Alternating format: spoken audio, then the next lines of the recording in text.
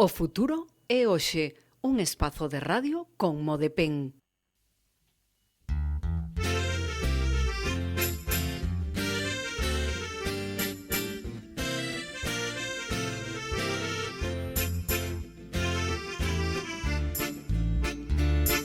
Trabajamos muchos años ahorrando el tanto por ciento para llegar al retiro sin penas ni sufrimiento. E agora, cando son as 12:36 minutos, abrimos o último programa da temporada con Modepen, O futuro é hoxe, e estamos todo cheo, porque nos acompaña, Alfredo Hernández. Moi bo día, Alfredo. Hola, bon día. E Manuel Martínez Tato, como cada 2 semanas, bo día. E tamén hoxe está con nós o presidente de Modepen, Gonzalo Valo. Moi bo día, Gonzalo. Hola, bo día. E tamén hoxe contamos coa presenza do anterior presidente de Modepen, con Guillermo Fontán. Moi bo día, Guillermo. Hola. Bueno, Alfredo, hoxe imos a facer como unha especie de peche, non? De balance da temporada. Sí, y quién mejor para hablarnos de cómo están las pensiones y qué futuro van a tener y cómo acabará todo esto, pues qué mejor que el propio presidente y el que fue presidente de Modepen. Yo creo que hoy tenemos un programa de lujo por nuestros invitados, que bien, ya lo veremos.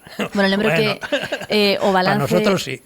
O balance que adoptamos facer sempre como Modepen, o fixemos hai 2 semanas, sí, adiantándonos xa... Sí, un pouco la despedida, porque hoy el programa, digamos que es para ellos. Bueno, Gonzalo, como actual presidente de Modepen, como definiría esa situación? Difícil e preocupante.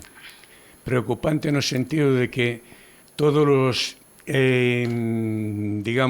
indicativos que temos respecto do sistema público de pensións é tratar de acabar co sistema público ou, cando menos, limitalo moito para forzar de alguna maneira a que a xente suscriba plans de pensións de capitalización, o cal, pois, chegaría un momento en que teríamos 2 tipos de pensións, aqueles que poideran pagalo en función do salario que están percibindo neste momento, pois terían unha pensión medianamente digna, e o resto que non poideran pagar, que é unha gran maioría das traballadoras e traballadores actuais, que non poderían facer fronte ao pago dunha cuota mensual para facer un plan de pensións privado de capitalización, terían pois unha pensión de miseria, unha pensión de supervivencia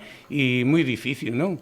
Por lo tanto, están facendo un esforzo enorme por parte dos grandes grupos económicos, banca, aseguradoras, grupos de inversión, para tratar de desprestixiar o sistema público de reparto que temos e tratar de levarnos a un plan de pensións privados que, que poden chegar ou non a cobrar incluso no seu día en función de como vai a xestión que fagan con esos fondos.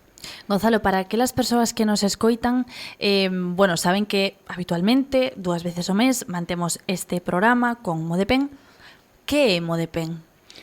Modepen é o movemento galego en defensa do sistema público de pensións e a dos servizos públicos. Engadimos despois porque non somente o ataque é cara ao sistema público de pensións, sino que están facendo sobre a educación e sobre a sanidade.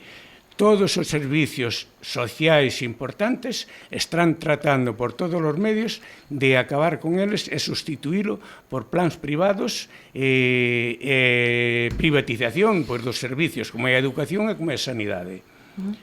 Para aquelas persoas que nos escoiten tamén, información de servizo.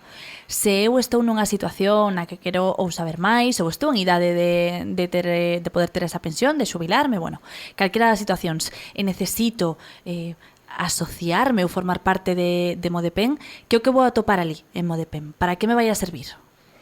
En primeiro lugar, vas a atopar a información e compartir a preocupación que temos os que hoxe formamos as distintas plataformas que compoñen Modepen a nivel Galicia e a nivel do Estado tamén, porque formamos parte da Unidade de Acción Estatal.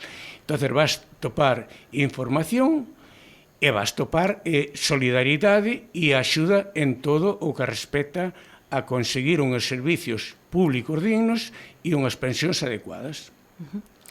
Guillermo, como anterior presidente de Modepem, como ve a situación unha vez deixa de ser presidente a agora? Que o que cambiou? Cambiou que...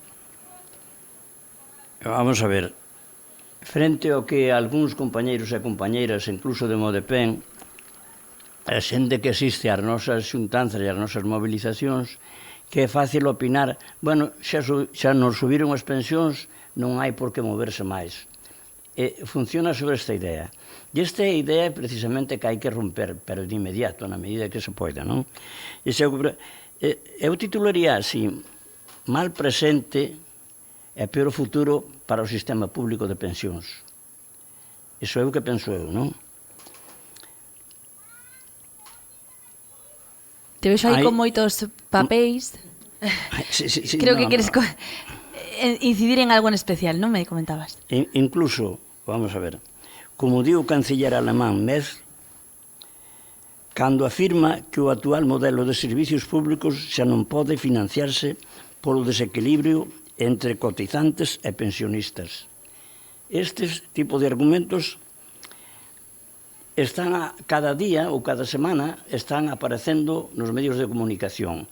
Que se trata? De darlle un mensaxe á sociedade que as cousas non poden ir mellor no terreno dos servicios públicos porque non hai ingresos suficientes para facerlle frente económicamente, para gestionalos económicamente. É unha falsedade, é unha mentira total e rotunda. Nunca houbo tanta riqueza e tantos cartos no mundo para atender todas as necesidades básicas do ser humano como hai hoxe en día. E esa é unha primeira idea coa que hai que quedarse. Cando é ben sabido que a xestión económica dos servicios públicos non depende máis de unha cousa, do nivel de riqueza que sea capaz de xenerar o conxunto da sociedade. E isto convén aclararlo moito, porque non é que traballen máis ou menos persoas. A cuestión é que, a veces, con bastantes menos persoas dedicadas directamente á produción, ao traballo, hoxe as máquinas fan case todo. Entonces, o nivel de riqueza mantense igual traballando bastante menos de xente, ou que traballen menos de xente. Por lo tanto, é unha falsedade, porque, insisto, sobra riqueza para xestionar todo iso. Porque o que non faja o elemento humano coa súa mans e a súa inteligencia fano as máquinas hoxe en día. Por exemplo, tanto que un porcentaxe destes cidadáns dispón do 90,5% de riqueza frente ao 99% que só dispón do 1%. Vamos a ver, isto como se reparte a riqueza, quen se queda con ela, non? Por exemplo, o 1% do elemento humano a nivel mundial dispón do 90,5% da riqueza. Por lo tanto, todo o resto quedase con un 0,5%, non? Isto que quere dicir? Que, bueno, un pode comer 90 kilos de carne e os 90 teñen que arreglarse con 1 kilo solo. Esta é a desproporción, así, en términos reais, máis ou menos, non? En fin, contra isto, os traballadores nunca nos regalaron un beneficio, sino ao contrario, trataron de quitarnos e controlarnos. Por lo tanto, temos que tomar conciencia de que ao defendemos os nosos dereitos e o dereito, ademais, unha justicia generalizada, de justicia social así entendida, non vai a depender máis da capacidade de movilización que teñan os movimentos sociais e, en este caso, como Modepem. É fundamental o papel dos movimentos sociais hoxe en día. E xa estamos vendo, por exemplo, quen está mobilizando o ensino público? Os maestros. Quen está mobilizando a sanidade? Os médicos e enfermeros e toda a xente que traballa na sanidade. E así sucesivamente, non? Entonces, hai que pensar que non podemos esperar que nadie nos vai a regalar nada de ningún sitio. Incluso, Os partidos políticos, ao mellor algúns con boa vontade intentarán, pero non é suficiente eso. Incluso os partidos políticos que teñan instancias de goberno necesitan que haya unha sociedade atrás que empuxe, que exija, para que realmente eles tomen tamén iniciativas para mellorar as condicións de vida. Ben, máis se podía dicir, pero pregunta... Eu quería guiar agora mesmo a conversa as persoas novas que están agora en idade de traballar, que estemos comezando pois no mercado laboral, digamos, na vida laboral, e na situación na que estamos agora mesmo co sistema de pensións actual. Tato, que é o que temos que ter en conta? Que é o importante para nós de cara a poder cobrar nun futuro unha pensión? Unha pensión axustada e... Primeiro, ter as ideas claras que queremos facer que a nosa vida. Segundo, según a lei actual, tens que ter, desde que empezas a traballar hasta que te xubilas, tens que ter, dentro de pouco xa, 68 anos de cotización. E terceiro... Non, 68 anos... de idade. 38 anos de cotización.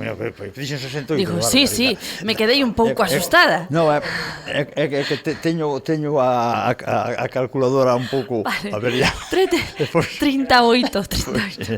Non asustes a xente.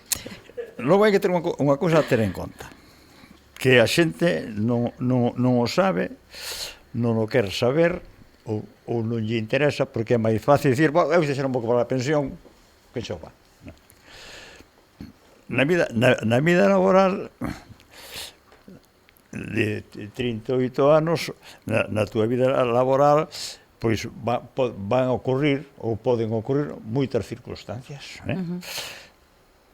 Ter unha desgracia, unha baixa moi prolongada, moitas baixas, ou estar sempre de baixa. Entonces, dependendo do tipo de baixa que teñas e o que tempo de baixa, eso pode penalizarche a pensión ou non. Porque cando pases, creo que son 18 meses, xa pasas, digamos que, a reserva. Entonces a túa cotización xa non é a mesma que tiñas antes. Xa pasas a un 50% de cotización ao Estado para a baixa. Eso vai a penalizar. Si habitualmente pois se practica moito as baixas porque se está moi ben na casa cobrando o parecido, pois se está moi ben. Entonces eso que hai que ter en conta. O sea, primeiro que queres facer que a tua vida. E logo, si queres ser algo, ou queres facer algo, queres crear unha familia, mantela, ir de vacacións e tal, eso requiere detrás un esforzo, un traballo, un sacrificio. E aí é onde está o problema. E eu deixo hasta setembro. Até setembro, bueno, vale. Entón, agora mesmo, ¿lo qué? ¿Qué? Que acabas... Sí, que quería volver a encauzar a conversa porque, como nos fixemos tamén un lío de cifras, cales son as condicións que agora mesmo son obrigatorias ou son os requisitos para poder cobrar unha pensión cando nos chegue o momento? Gonzalo. Bueno, un pouco apuntaba Tato o tema dos 38 anos de cotización e logo os 67 para poder xubilarse. E iso van modificando cada vez máis para que cada vez a pensión que se perciba sexa inferior. Hoxe debe estar nun 80%, digamos, a taxa de reposición da pensión, da primeira pensión que cobras en relación ao salario que estabas cobrando. Pero, sobre todo, a pregunta que facías dos que hoxe están traballando, teñen que pensar, primeiro, a idade de xubilación chega máis pronto do que se pensa. E todo o que che prometen dicindo que facendo os plans privados e todo iso, que vas a tratar de vivir mellor, é mentira. É mentira. Non nos opoñemos a que fagan cada un que ir a facer plan de pensións privados que os faga. Pero ten que haber un sistema público de pensións, de reparto e de solidaridade interxeracional. Isto quere dicir que os que hoxe están traballando si están pagando a pensión que estamos percibindo nós. Igual que cando nós estábamos traballando, coas nosas aportacións a Caixa Común pagaban as pensións dos que estaban xubilados naquele momento. E entonces esa seguridade e hai un respaldo digamos a eses ingresos que no futuro poidas ter.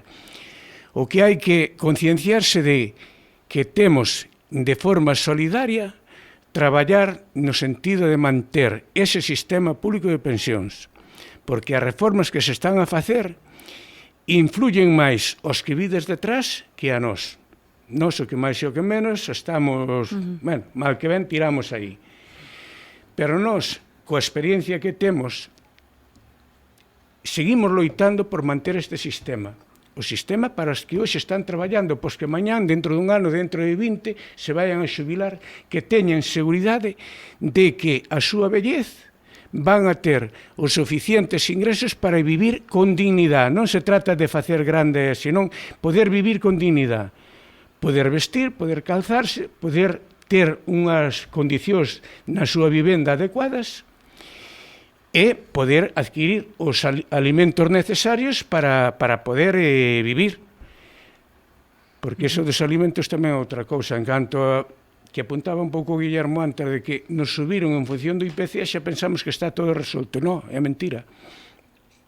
Subironos en función do IPC, o cal é moi positivo, porque de alguna forma se toma como base para a suba das pensións o que é o incremento do coste da vida. E nos últimos, desde o ano 21, digamos, no ano 21, a hoxe o IPC subeu ao orde dun 25%. Pero hai unha serie de elementos, mellor dito, alimentos, que os temos que adquirir a diario, que o incremento foi moito maior, chegou hasta un 38%, o sea que temos un 12% de diferencia aí entre o incremento dos ingresos pola pensión e os custos que temos diarios para poder alimentarnos adecuadamente. Por lo tanto, non solamente porque isto acontece a raíz de que se eliminou a paguilla que chamaban, que era un complemento que se daba a fin de ano en función da desvío do IPC previsto ao IPC real. E entonces, a final de ano, dábase unha paguilla para compensar eso. E a pensión subsiguiente do ano seguinte iba incrementada en función desa paguilla tamén. E ese eliminaron todo. Por lo tanto, estamos hoxe tendo unhas dificultades en función deso, porque os cálculos que se fan para do IPC ao final do ano non son reais. Guillermo, queres destacar algo máis? Sí. Mira, eu quería volver un pouco sobre a argumentación tan falsaria que se fai por falta de medios económicos. Esa é unha trampa e é unha mentira. E trato de explicar por qué. As grandes fortunas en Galicia, por exemplo, crecen a un ritmo de unha por día. As grandes riquezas, non? Cada 26 horas xurde un novo millonario no mundo. Entre 1960, o 20% máis rico tiña 30 veces máis cartos que o 20% máis pobre. En 1990 a diferenza xa era de 60 veces máis. É dicir, a desproporción tan grande, é dicir, genérase riqueza e quen administra, quen se queda con eles, non? E isto é interesante que se conoza porque nos van calar a boca a veces por decir, non hai cartos e hai que producir máis. Non fai falta nin producir máis nin que falten cartos. Iso é mentira. Por exemplo, as petroleiras coa guerra de Oriente Medio gañan cada día máis de 80 millóns de euros. E agora topámonos unha cousa, co límite das materias primas, porque cando falan do crecemento para haber máis traballo é outra mentira, porque hai unha limitación xa, diríamos, física e vital da falta de materias primas. E, por tanto, non se vai crear un posto de traballo máis. Ni fai falta crear máis postos de traballo. Sobra co que se fai, e se tira con moitísimo, non? Entre 1972 e 1992, o Produto Interior Bruto creceu en España un 173%. O emprego fixo solo nun 0,3 menos. É dicir, con 0,3 menos de actividade económica, traballadores practicando, desarrollando, desenvolvendo traballos en produción, resulta que creceu o Produto Interior Bruto un 173%. En 1970, no campo español traballaban 3,7 millóns de persoas. No ano 2000 facían 1 millón. Ben, sobra o 60% da alimentación para toda a humanidade, mentre morren de fame entre 20 e 30.000 persoas por día. Isto débenos facer moito que pensar, porque estamos vivendo unha sociedade que deixa morrer xente entre 20 e 30.000 persoas diarias cando sobra o 60% da alimentación para toda a humanidade. Pero isto, claro, entonces, en que mundo vivimos? Que tipo de sociedade é esta? E remato con unha cosa. Os traballadores nunca tivemos un dereito asegurado, nin o temos.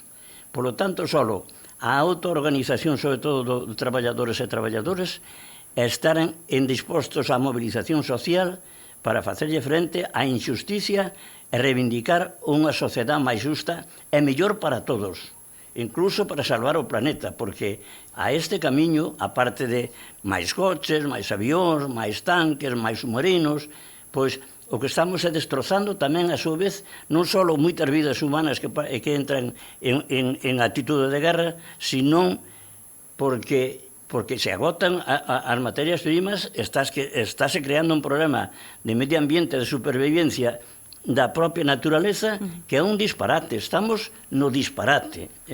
Entonces, frente a eso que queda organización social, insisto, é movilización social. Non queda outro camiño e a historia nos di moi claramente que non hai outro camiño. E remato, os traballadores ingleses estuveran loitando 100 anos para ter dereito a reunión e a poderse organizar sindicalmente. 100 anos estuveron loitando. E despois un montón de loitas máis, como os mártires de Chicago, a Revolución Francesa, etcétera, etcétera, non? Que foi o que fixo posible que nós ainda hayamos podido chegar a vivir unhas condicións medianamente aceptables hoxe por hoxe. Pero isto corre serio peligro, porque van a querer empeorar enseguida. Perdona. Nada. Isto é o que... Non pasa nada. Nos queda nada, 3-4 minutos. Alfredo, querías rematar ti. Sí, bueno, que nos despedimos el programa anterior, pero bueno, también esperar encontrarnos de nuevo aquí en septiembre. Y nada más. Y muchas gracias por la atención que habéis tenido con nosotros, tanto vosotros como la gente que nos oye y sobre todo los que nos escuchan. Bueno, ben, feliz verán. Odito, volvemos a falar en setembro. Gracias. Grazas. Gracias.